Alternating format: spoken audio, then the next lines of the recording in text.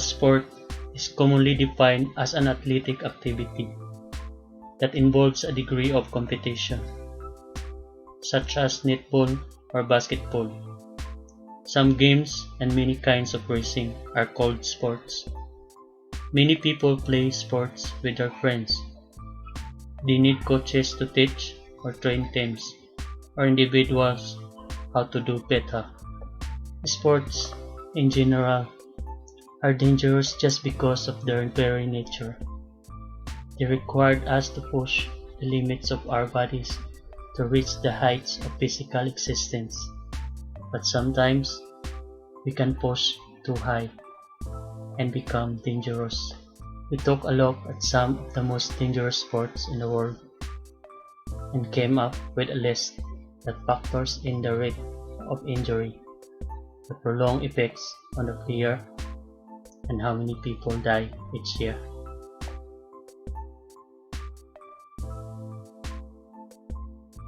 Here are the most dangerous sports in the world.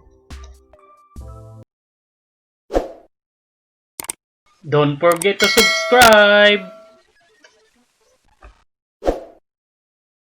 Number 10. Bullfighting. It's an archaic sport, but it is still played around the world. For some reason, some people think it's a great idea to stab a 2,000-pound creature that has very sharp horns and can crush your skull if you get on top of you. Every year, there are dozens of injuries in professional bullfighting. However, that number could be a lot higher because of the number of incidents that are not reported.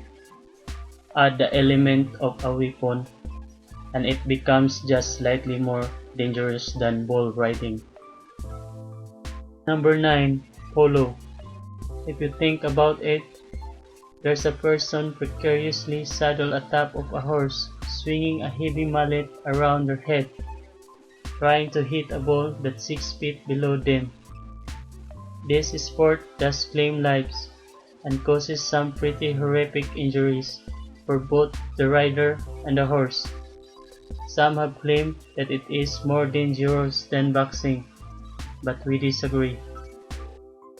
Number 8. Rugby.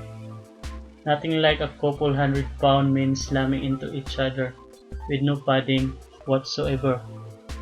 While we're at it, let's throw some spike on the bottom of their feet. Does that sound safe? Rugby is one of the toughest sports known to man, and the danger level is insane. Yet, every year thousands of people play the sport around the world. Number 7. Hile. If you know about what Hile is, then you know how hard those rubber balls can be. Now imagine that hard rubber balls traveling upwards of 200 miles per hour. It's not uncommon for those balls to strike someone in the face and kill them instantly. With the sport being less popular now than it was just a few years ago, the number of people playing has gone down. That doesn't change the dangers of a sport. Number 6. Hunting. It really changes the dynamic of a sport when your opponent is very capable of killing you. On top of that, hunters are not very safe. Roughly 70 to 80 people die each year from hunting accidents. The number of animal attacks is really high, but could be higher because of lack of reporting or people considered missing. Number 5. Skydiving. You can imagine what it would be like to go skydiving and have your main chute fail. There would be a quick moment of panic. Then you remember you have a reserve chute. But what you do when that one fails? There is literally nothing you can do except hope that you can bounce. Even if the chute works out, you can get stuck on the trees, on power lines, or even hit by a passing plane. It's a sport that is not for a painted heart. Number 4. Surfing. Surfers are true adrenaline junkies.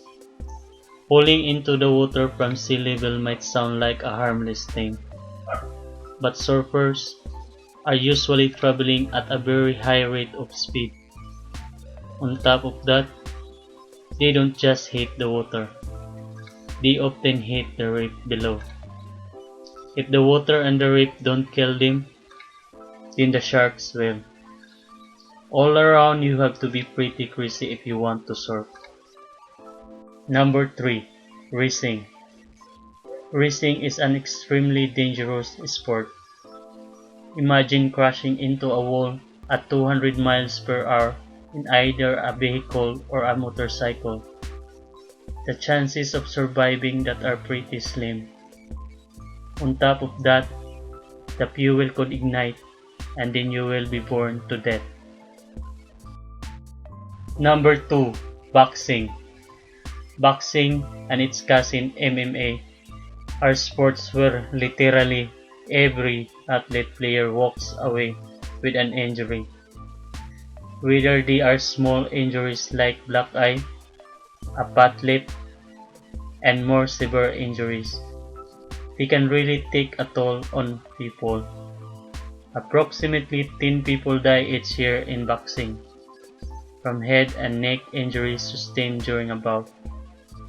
The number grows much larger when you consider the number of people who die after a prolonged career of getting their heads beaten in. The same could be said about all fighting sports. Number 1. Mountaineering. You would not expect it, but mountaineering can be one of the most dangerous sports out there. Each year, there are thousands of people who are injured while mountaineering. Most of those injuries result from slipping on a rock or falling, but the number of dangers in the wilderness is almost insurmountable. Death is common, but more so are missing persons.